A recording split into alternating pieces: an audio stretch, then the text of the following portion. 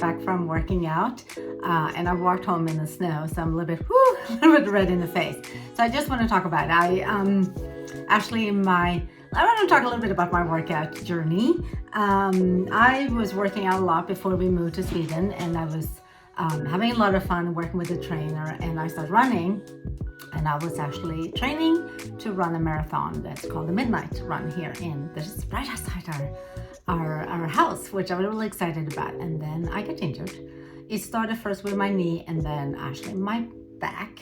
I'm not going to go into detail, but I got injured and I couldn't move for a very long time, actually for, I think it was 6 weeks.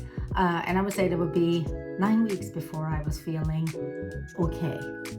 So I had to work myself back very, very slowly. And it was really frustrating. It was really, really frustrating, really, really sad. So anyway, but I'm back now. I found a new trainer here and I'm so excited about her. She is great. I mean, I love to work out with women. I worked out with both men and women, but I do love to work out with women because they tend to understand, because as a woman's body, and especially if you have had children and stuff like that, it's a little bit different. Anyway, so I just want to talk about, so because I'm back in training and I'm training 3 days a week with my trainer, and I work out at home the rest of the time. I get into, I got into making my own power bars and my own, I would say, recovery smoothies that I take with me to the gym. But I'm also taking actually with me, I make my own electrolytes. Now, this is green. This is really green. I get it. But you know, I used to be the green mom. Anyway, I make my own, and these are delicious. And this is a way that I can drink during my workout, but especially after, to recover my body. That if you can buy electrolytes, both in powder and drinks and stuff like that, but they're pretty expensive. And sometimes they contain some really questionable ingredients. So to make them zero waste and to make sure that I know what's in them, I make my own. Now, before I share anything, I just want to point out, I am not a doctor, I'm not a health expert, I'm nothing. I'm just basing this on what's worked for me. And so this is what it is.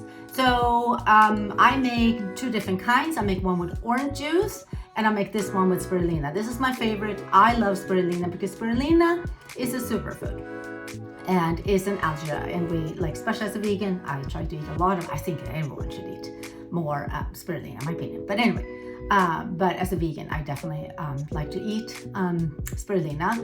It does contain some protein, but it also contains magnesium, potassium, which is really important for recovery. And it actually lowers your blood pressure. It can help balance your blood sugar, pretty important after you've been working out. So I'm going to show how I make these.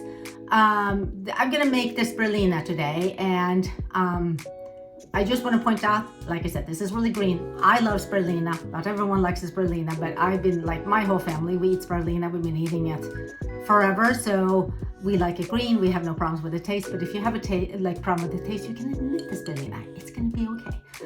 Or you can try the orange one. But I'm going to put the recipe in the description box. But I like also to bring mine in bottles, obviously, with a straw that I can drink during my workout. Okay, let's get going. So I like to make up a few of them in advance, and so I batch make them and I put them in the fridge, and they will last for, like, I would say, 1, 2, 3 days, perhaps, depending on what's in them, especially if you keep them cold. And it's just a delicious way to get your electrolytes. So to make my own electrolyte water, I have pink Himalayan salt, I have lemon, spirulina, maple syrup, and then water, filtered water. And I like to put it in a bottle with a straw that I can drink easily after more workout. I'm starting out with 1.5 cups of filtered water, and I'm gonna I used half a lemon. I'm gonna add that. It was a very juicy lemon. I'm gonna add spirulina, 1 teaspoon. It's gonna be green. Now, if you are new to spirulina, I suggest that maybe you start with less. I happen to like spirulina. Gonna add a pinch of salt, and then we're gonna put in the maple syrup. Maple syrup, 2 teaspoons of maple syrup. Okay, now I'm gonna shake this vigorously to make sure it combines. as you see. It's gonna be a very green drink.